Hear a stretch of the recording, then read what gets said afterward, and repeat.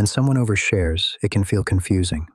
The sudden personal story, the unexpected level of detail, the emotion that arrives all at once, without warning.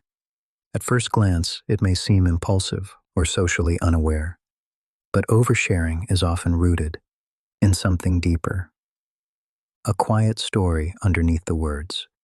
In today's video, we'll explore that story with gentleness. One of the first reasons people overshare is this. They're trying to make connection happen quickly. Some individuals grew up in environments where closeness was rare or inconsistent, so they learned to accelerate intimacy. By revealing more than most people expect, oversharing becomes a shortcut, a way of saying, please understand me. Please don't leave. It's not manipulation. It's longing. Another reason is emotional overflow. Their feelings build up internally and sharing becomes a release. They may have few places where their emotions feel safe.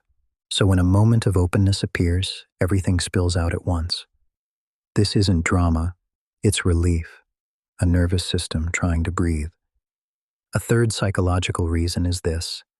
They never learned boundaries growing up. Some people were raised in homes with no privacy, no emotional guidelines, no separation between personal and public. As adults, they struggle to understand what is too much or when to stop. Their oversharing isn't a lack of respect, it's a lack of modeling. Another quiet reason people overshare. They're trying to manage social anxiety. Talking too much, too fast, too personally can be a way of filling silence before it fills them with fear. Oversharing becomes a coping mechanism, a way to avoid awkwardness, rejection, or the discomfort of being judged. The extra details are not the point. The attempt to feel safe is. There's also this deeper layer. Some people overshare because they mistake vulnerability for being valued. They believe that the more they reveal, the more people will care. This often comes from childhood experiences, where emotional exposure was the only way to get attention, comfort, or closeness.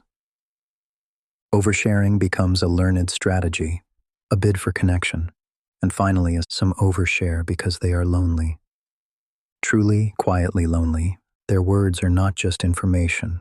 They are invitations, attempts to be seen, in a world that feels overwhelmingly distant. Oversharing is rarely about carelessness. More often, it's about unmet emotional needs, unpracticed boundaries, or a heart that is trying, in its own way, to feel connected. Behind the excess of words is usually a simple message, I want to belong.